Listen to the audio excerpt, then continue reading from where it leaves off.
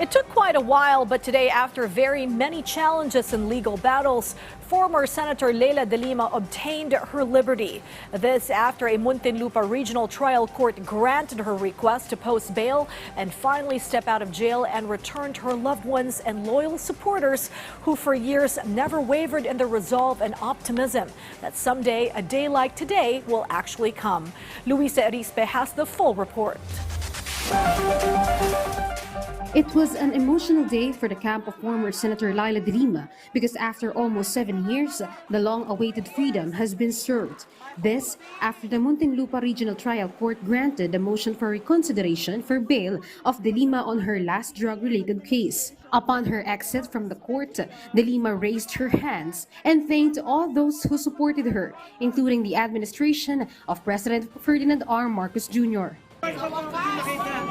Nakalaya niyo ako for years. My whole being has been crying out for justice. Long years, praying so hard for this day to come. Gusto ko rin pong pasalamatan ng BBM administration for respecting the independence of the judiciary and the rule of law. Sa excitement namin, hindi na namin nabasa yung makapal na order ni Judge Nito. But what is more important is that the end result, Senator Leila de Lima will get the justice she rightfully deserves. And yung kanyang 7 taon, almost 7 years na pagkakakulong ay mapapahinto na natin ngayong araw na ito. Based on the court order, de Lima was released due to hearsays and lack of evidence shown by the prosecution to confirm there was a conspiracy between the witnesses and her party. Because of this, de Lima was granted bail for 300,000 pesos, same with co-accused Janelle Sanchez and Jad Dera. This is the second time she asked for bail. Her first petition was denied, but they filed a motion for reconsideration after the presiding judge in the Muntinlupa Trial Court was changed. After de Lima posted her bail, she was brought to Camp Crame for the processing of her release, followed by a press conference. I always knew that while the former president was in power, I will not be set free because my persecution was his project. So how can I be set free during his term? So nung nagbago nga yung administrasyon, may pag-asa talaga. At umasa talaga ako ng umasa na makakamit ko yung hustisya. She even left a message to former President Rodrigo Duterte. Yung message ko kay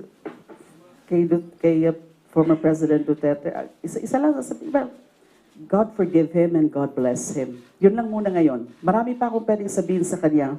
De Lima supporters cheered outside the court after the announcement. Senator Risa Hontiveros was emotional during the press conference and said the former senator was the most criticized during the previous administration. Napakalaking vindication ito sa buong oposisyon.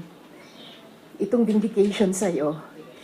Kasi sa lahat natin, ikaw talaga yung sumalubong sa pinakamatinding dagok. Senator Bato de la Rosa, on the other hand, simply said, masaya ako para sa kanya dahil isang one soul that is freed from detention.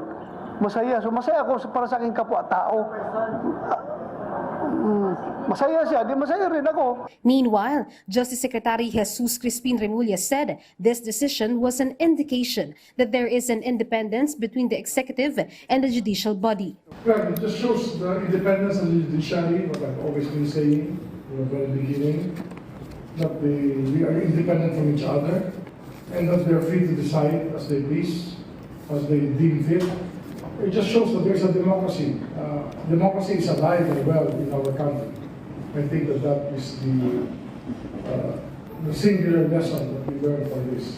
De Lima said as of now, her team is not yet preparing to go after her persecutors, but this will be part of her plan. For the meantime, she said she is aware that her case is not yet officially resolved by the court. Luisa Arispe for The Nation.